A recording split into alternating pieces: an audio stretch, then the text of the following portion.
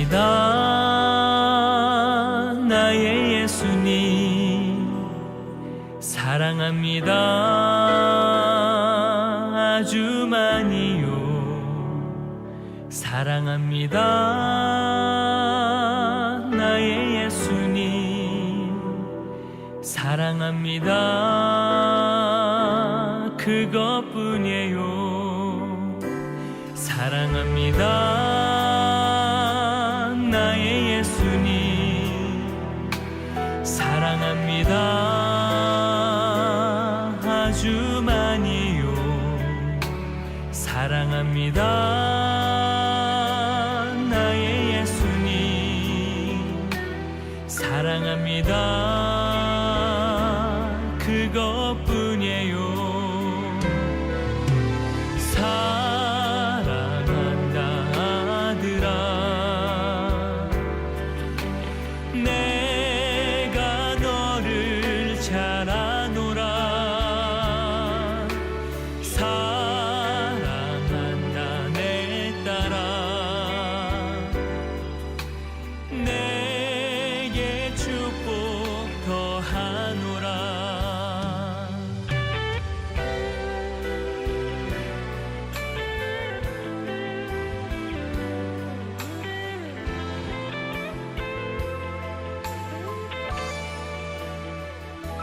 사랑합니다. 나의 예수님 사랑합니다. 아주 많이요. 사랑합니다. 할렐루야. 우리 옆에 있는 분들과 한번 인사합니다. 축복합니다. 사랑합니다. 은혜 많이 받읍시다. 감사합니다. 오늘은 선택과 질투라는 제목으로 말씀을 강론하겠습니다. 한 여자아이가 선천적으로 얼굴에 장애를 입고 태어났습니다. 어린 시절에는 잘 몰랐지만 학교에 다니면서 친구들로부터 많은 놀림을 받으며 자라났습니다.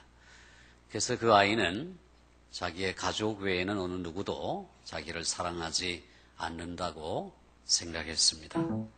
초등학교 2학년 때였습니다. 작고 통통한 담임선생님은 언제나 행복해 보였습니다. 매주 아이들은 그 선생님으로부터 듣기평가 시험을 치르곤 했습니다. 그 방식은 아이들이 선생님과 멀리 떨어져서 한쪽 귀를 이렇게 막고 서 있으면 선생님께서 속삭이는 그 말씀을 그대로 틀리지 않게 따라하는 것이었습니다. 이를테면 아이가 이렇게 귀를 막고 있는데 선생님이 하늘은 파랗다 이렇게 말합니다. 그러면 아이가 하늘은 파랗다 이렇게 따라하면 100점입니다. 또 아이가 이렇게 다른 아이가 귀를 막고 있는데 선생님이 너 신발 새로 샀구나 이렇게 말하면 이 아이도 너 신발 새로 샀구나 이렇게 따라하면 만점인 것입니다. 그런 식으로 듣기평가 시험을 치곤 했는데 얼굴에 장애를 가지고 태어나서 늘 친구들로부터 놀림감이 되던 이 아이는 과연 하나님께서 저 선생님에게 어떤 말을 주실는지 한쪽 귀를 막고 가만히 기다리고 있었습니다. 잠시 후에 선생님의 입을 통해서 나온 말은 그 아이의 장래를 바꾸어 놓았습니다.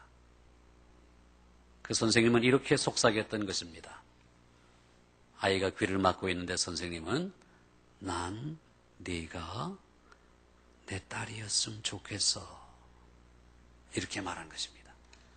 아이는 깜짝 놀랐습니다. 다시 한번 한 귀로 들은 그 음성을 의심했습니다.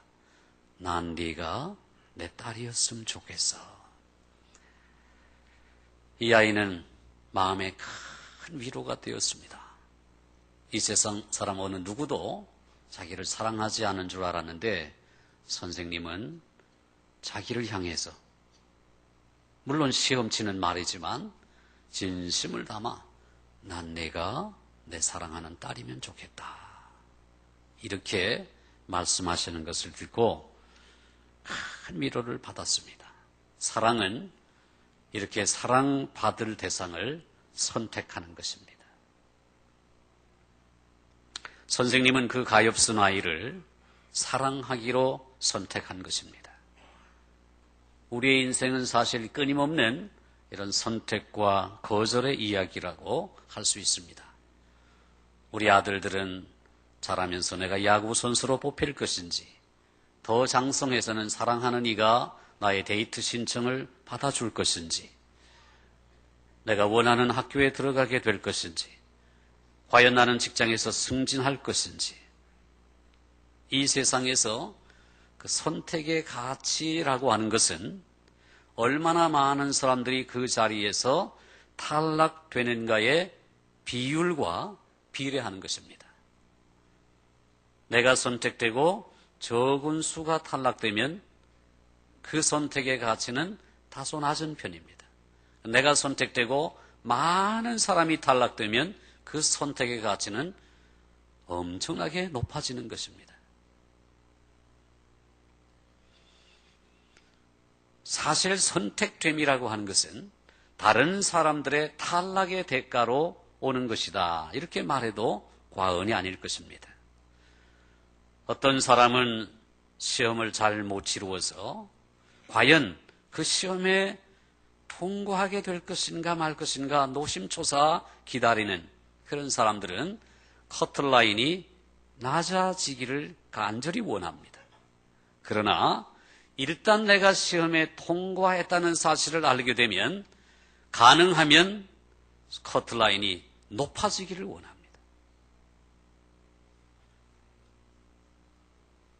어중이 떠중이들을 다 떨어뜨리고 나는 그 중에서 다른 사람들이야 어찌 되었든지 간에 가능하면 엄선되었다고 하는 그런 자부심을 누리고 싶은 것이 인간의 본성이기 때문입니다.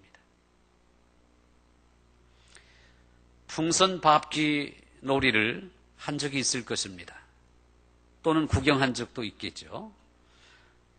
한쪽 다리에 풍선을 묶어놓고 자기의 풍선을 보호하면서 다른 사람의 풍선을 밟아서 터뜨리는 놀이입니다. 이 게임의 특징은 내가 이기려면 무조건 다른 사람의 풍선을 먼저 터뜨려야 한다는 것입니다. 내가 이기면 상대방이 지는 것입니다. 누군가의 성공은 나의 기회를 빼앗는 것입니다. 나는 모든 사람을 이겨야만 할 대상으로 간주하게 됩니다. 이 풍선 밟기 놀이는 진화론이 말하는 적자 생존의 논리입니다. 풍선들은 무자비하게 목표물이 되고 파괴됩니다. 이러한 전쟁 놀이는 불과 몇 분 안에 끝나게 되고 오직 하나의 풍선만이 살아남습니다.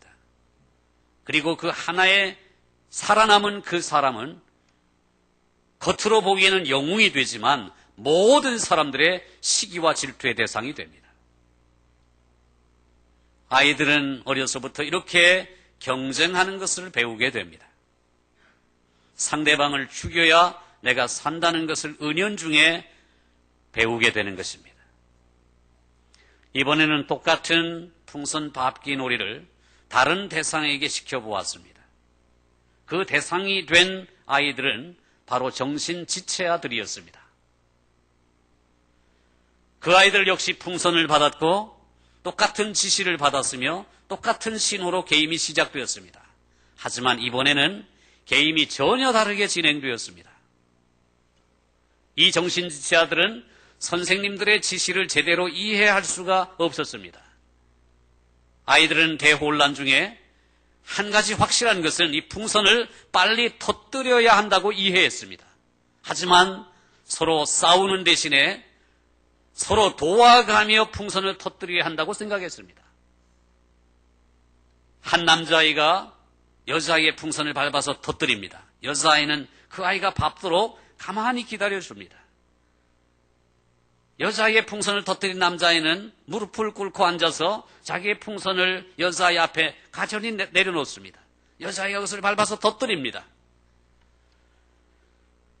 그리고는 모든 아이들이 서로 돕는 가운데 그 위대한 풍선 밟기 놀이는 계속 진행되었습니다. 마지막 풍선이 터졌을 때 모든 아이들은 환호성을 지르며 기뻐했습니다.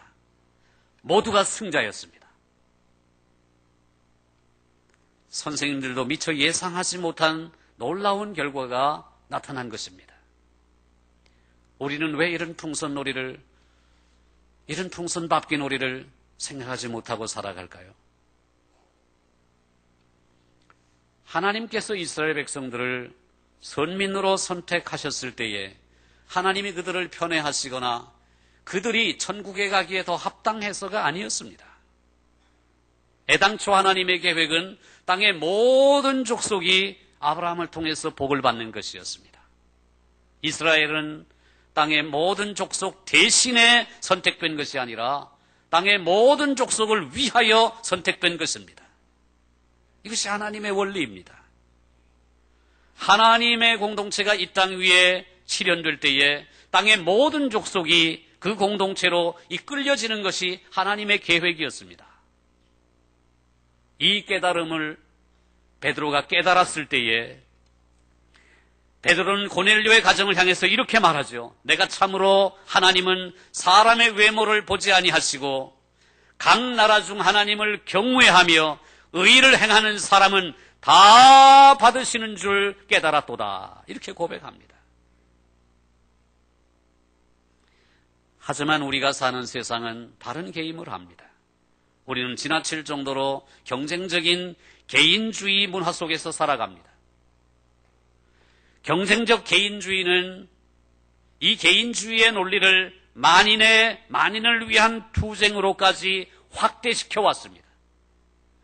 그리하여 자아에 대한 자기 도취적인 탐닉에 이르기까지 자기 행복만을 추구하는 인간을 만들어버렸습니다.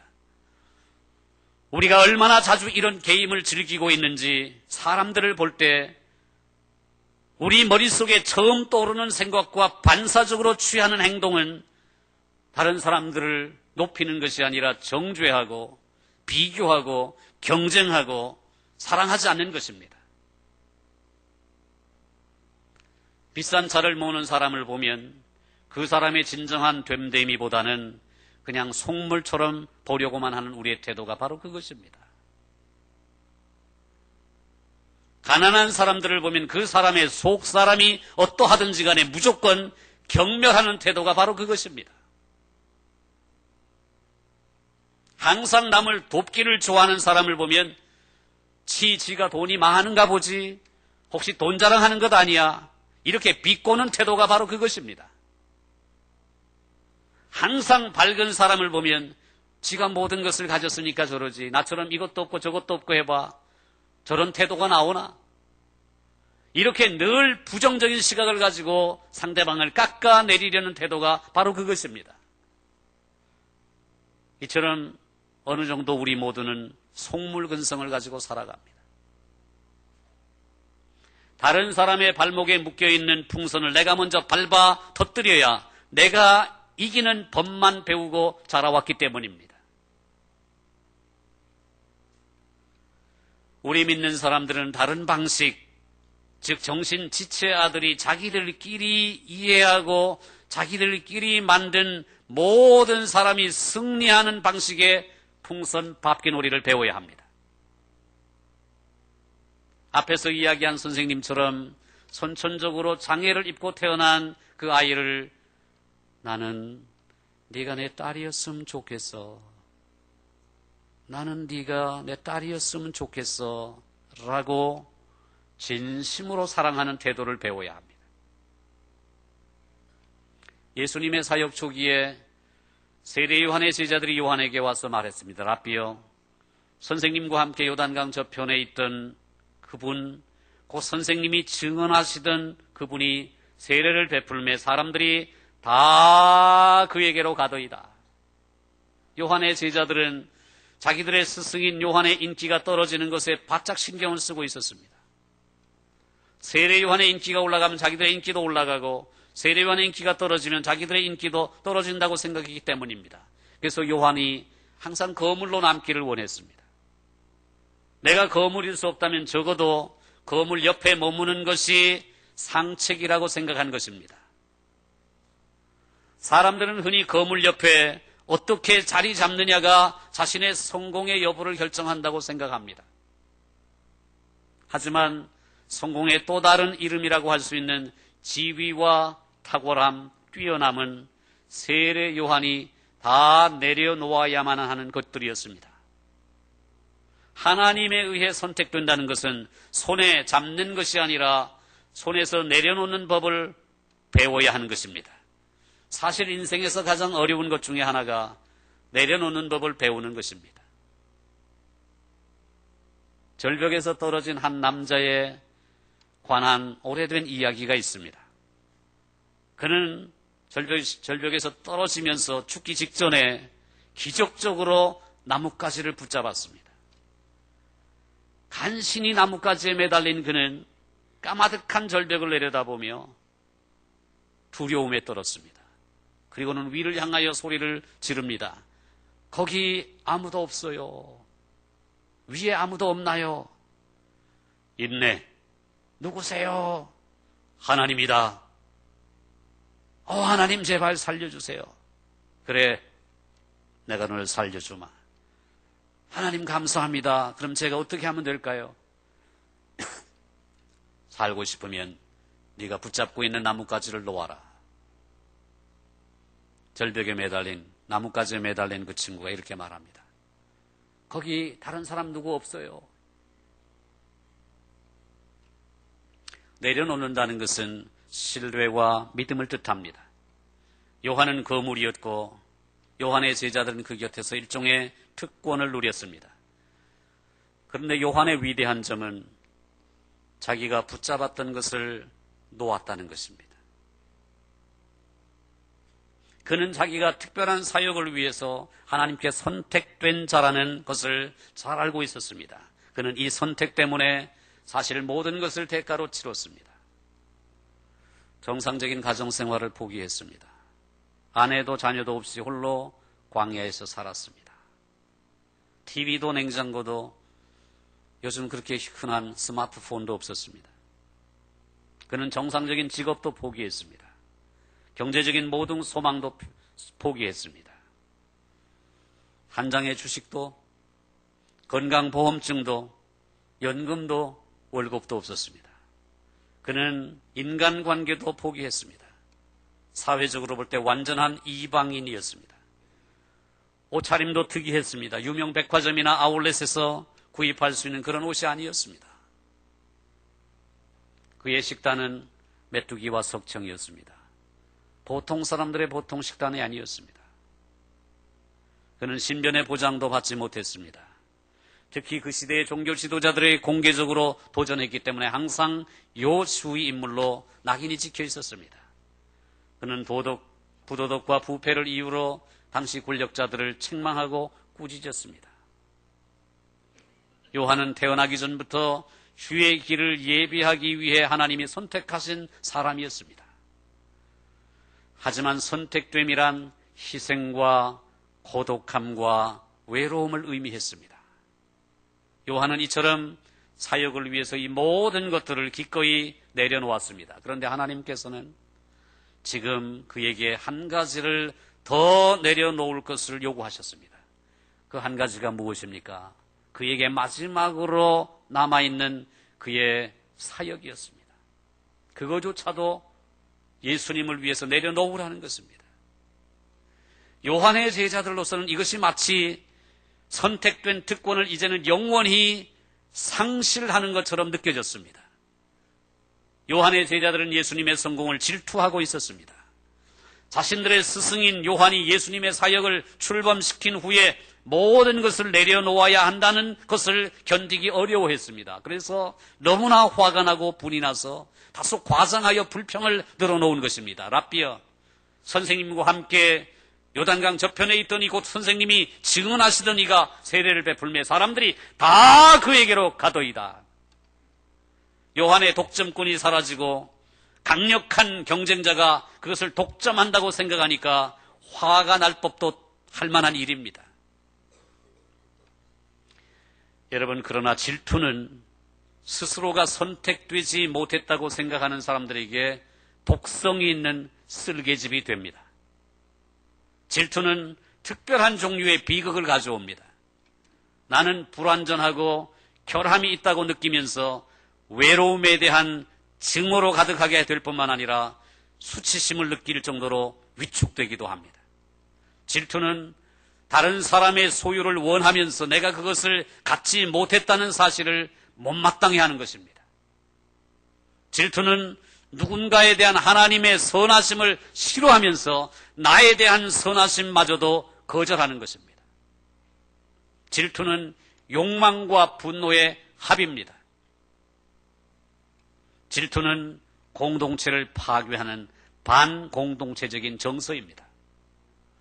바울은 즐거워하는 자들과 함께 즐거워하고 우는 자들과 함께 울라고 말씀했습니다. 그러나 질투는 즐거워하는 자들이 그들과 함께 즐거워하는 것이 아니라 슬퍼하고 남들이 울 때에 즐거워하게 만듭니다. 질투는 이처럼 다른 사람과 관련되어 있기 때문에 더 위험합니다. 탐욕과 욕망 같은 죄는 단순히 내 욕망의 충족과 관련되지만 질투는 스스로를 만족시키고자 할 뿐만 아니라 내가 질투하는 대상을 깎아내리려고 합니다. 그래서 질투는 모든 감정 중에서 가장 치졸한 것입니다. 질투는 소금물로 갈증을 해소하려는 시도나 마찬가지입니다. 질투는 모든 사람이 내가 실패한 것처럼 실패하기를 간절히 바라는 욕망입니다. 내가 누군가를 질투할 때에는 그들의 참된 인간성을 보지 못합니다.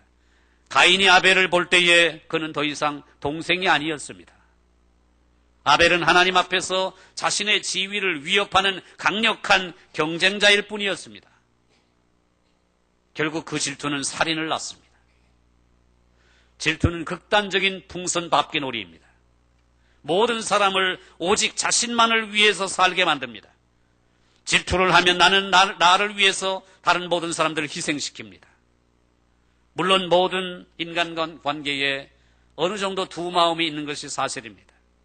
요한의 제자들도 불같은 선지자로부터 강력한 회개와 진지한 회복을 촉구하는 메시지를 들었을 때에 그들의 내면에서 무언가 용수숨치는 것을 느꼈을 것입니다. 은혜를 받은 것이죠. 하지만 그들도 인간이었습니다. 은혜 받은 그들도 스스로 중요해지기 위해서는 요한이 중요해지기를 원했습니다. 그들은 요한이 메시아보다 더 큰 인물임을 확증하고 싶었습니다. 요한이 맞이한 유혹은 이것입니다.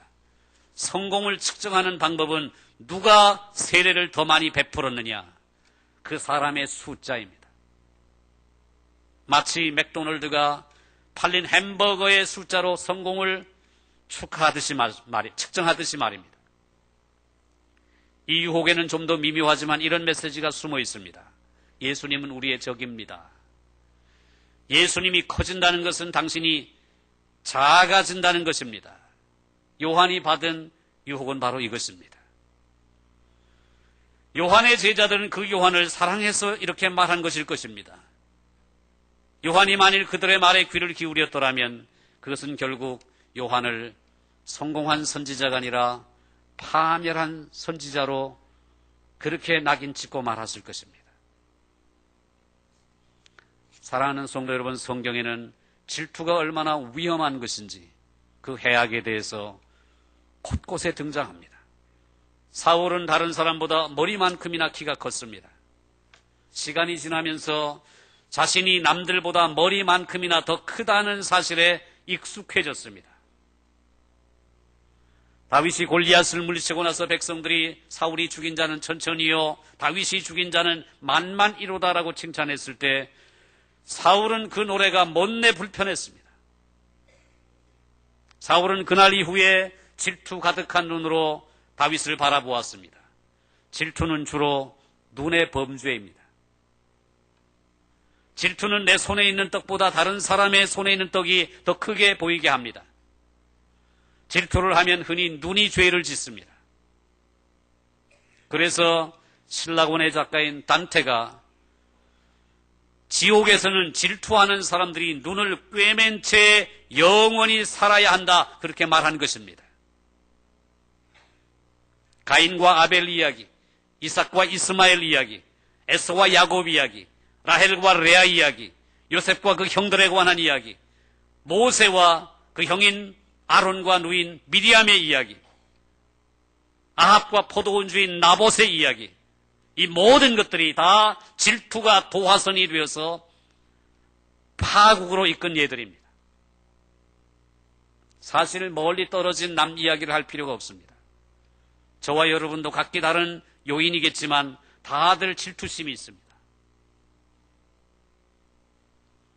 어떤 사람은 재물, 어떤 사람은 학식, 어떤 사람은 직업, 어떤 사람은 미모, 어떤 사람은 자녀, 어떤 사람은 교회의 직분이나 직책, 어떤 사람은 건강, 어떤 사람은 재능, 이런 것들에 대해서 강한 질투심을 느낍니다. 이런 질투는 사실 병적이어서 공동체를 파괴할 뿐만 아니라 자신의 마음의 평정심까지 깨뜨려 버립니다. 이런 질투는 내가 하나님에 의해서 선택받은 사람이라는 자각 외에는 치료할 길이 없습니다. 성경에서 하나님의 백성을 묘사하는 가장 중요한 단어 중에 하나가 선택입니다. 이 세상에서는 소위 선택된 소수의 사람들이 다수의 선택받지 못한 사람들을 다스립니다. 그러나 하나님의 나라에서는 전혀 다른 이야기가 됩니다. 하나님은 하나님의 자녀들을 한 사람 한 사람 무조건적인 은혜로 선택하시고 사랑하십니다. 하나님의 계획은 나의 선택됨이 다른 사람들의 행복을 희생시키기 위함이 아니라 다른 사람들의 행복을 증진시키기 위함이라고 말씀합니다. 요한은 이 진리를 잘 이해하고 있었습니다. 그 덕분에 그는 자기가 누구인지를 정확하게 이해했습니다. 요한은 이렇게 말하지 않습니까? 만일 하늘에서 주신 바가 아니면 사람이 아무것도 받을 수 없느니라. 나는 신랑이 아니고 신랑의 친구에 불과하다.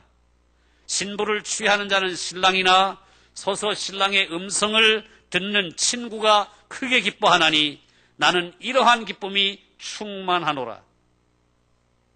요한의 말은 이런 뜻을 담고 있습니다. 나는 초대장을 보낸 사람에 불과하다. 나는 광야에서 주님의 길을 예비하라고 외치는 자에 불과하다. 나는 신랑이 아니라 신랑의 친구에 불과하다. 신부를 맞이하는 자는 바로 신랑이다. 신랑이 기뻐하면 나 역시 기쁘다. 이것이 내 사명이기 때문이다. 이것이 바로 세례 요한의 위대한 점입니다. 연극과 영화로 나온 아마데우스라고 하는 그 내용을 아실 것입니다. 그 아마데우스에서 안토니오 살리에리는 그 영혼이 질투로 인해서 파괴된 궁정음악가였습니다. 그는 모차르트라고 하는 당대 최고의 천재 음악가로 인해서 그 명성이 묻혀버린 사람이었습니다. 살리에리는 하나님이 너무나 불공평하시다고 불평했습니다. 그는 모차르트보다 더 위대해지고 싶었으나 그렇지 못하여 늘 시기와 질투심에 파묻혀 살았습니다. 하지만 우리가 깨달아야 할 진리는 이것입니다. 살리에리에게는 큰 기쁨의 가능성이 있었다는 사실입니다. 물론 그는 모차르트가 가진 재능은 갖지 못했습니다. 그러나 그는 모차르트의 천재성을 알아볼 수 있는 눈을 갖고 있었습니다. 그리고 그것을 세상에 널리 알리고 모차르트가 마음껏 그 천재적 재능을 발휘할 수 있도록 길을 열어줄 수 있는 사람이었습니다. 하지만 살리에리는 이 기쁨을 거절했습니다. 그는 신랑의 친구 되는 길을 거절하고 신랑 자체가 되기만을 원했습니다. 결국 그는 아무런 기쁨도 누리지 못하고 비극적인 생을 마감하고 맙니다. 볼프강 아마데우스 모차르트, 이 이름에서 따온 아마데우스라는 연극에서 아마데우스라는 말은 하나님의 사랑을 받았다는 뜻입니다. 안토니오 살리에리의 고통은 다른 사람이 자기 대신 사랑을 받았다고 믿었기 때문이었습니다. 살리에리의 비극은 만약 자기도 모차르트 같은 재능을 받았다면 더 행복해질 것이라고 생각한 것이었습니다. 우리 중에도 이런 사람들이 많습니다. 헤롯 대왕이라는 이름을 가진 또 한 명의 살리에리의 삶에도 똑같은 암세포가 증식하고 있었습니다. 참 유대인의 왕이신 예수님이 탄생하셨을 때에 헤롯 대왕은 예수님을 후원하는 한 사람이 될 수도 있었습니다. 하지만 이 기쁨을 헤롯은 거절했습니다. 그는 질투심이 그를 증오와 속임수와 배신과 살인으로까지 내몰도록 방치했습니다. 그래서 그는 한평생 그렇게 살다가 비참한 최후를 맞이했습니다. 심지어 그는 자기가 죽을 때에 예루살렘 시민 중에 가장 명망 높은 70명의 사람들을 자기의 죽음과 더불어 처형하게 했습니다. 왜 그런지 아십니까? 그의 뒤를 따르는 조문 행렬을 만들기 위해서였습니다. 적어도 자기를 위해서는 아니더라도 70명의 훌륭한 그 사람들을 애도하기 위해서 조문 행렬이 따를 것이라고 기대했기 때문입니다. 얼마나 왜곡된 뒤틀린 마음입니까?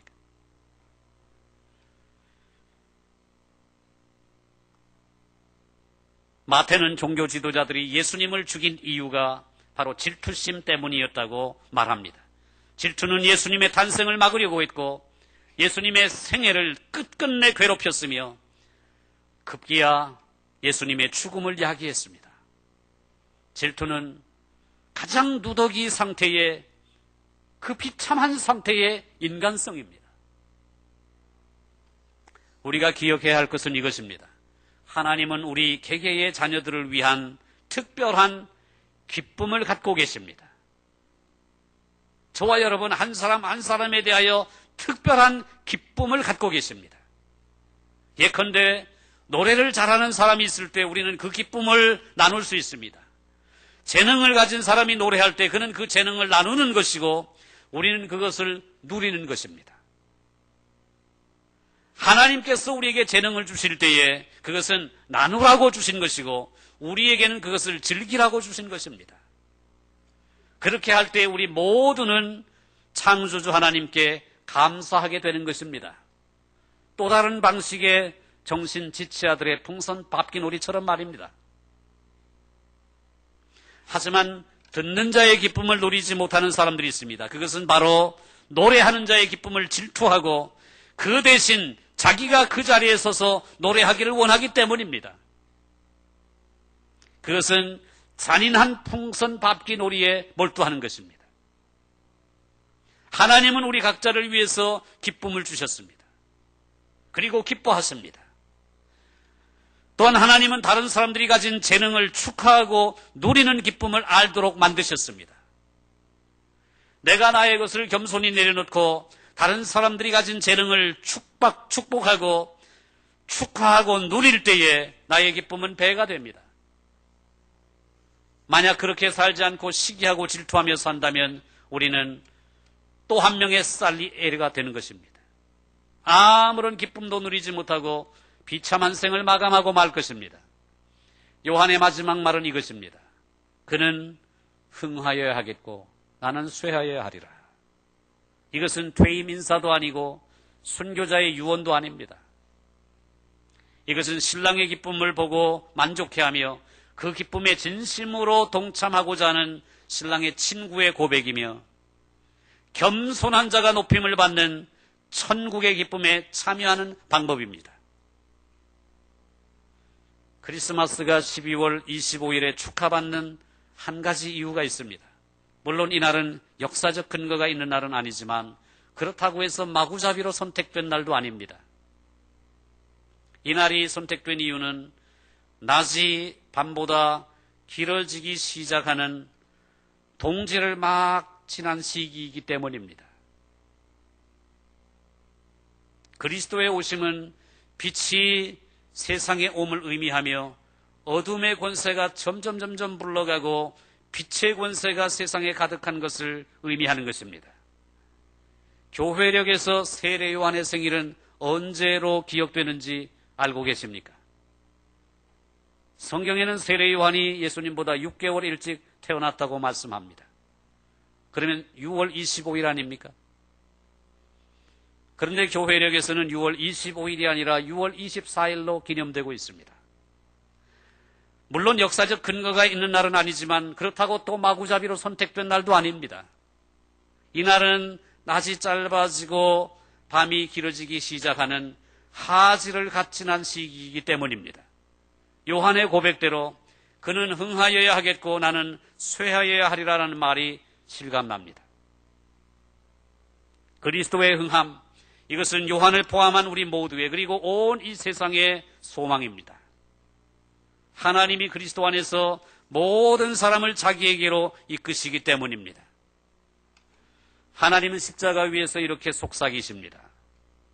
듣기 평가 시험을 치는 것입니다. 나는 네가 내 아들이었으면 좋겠다.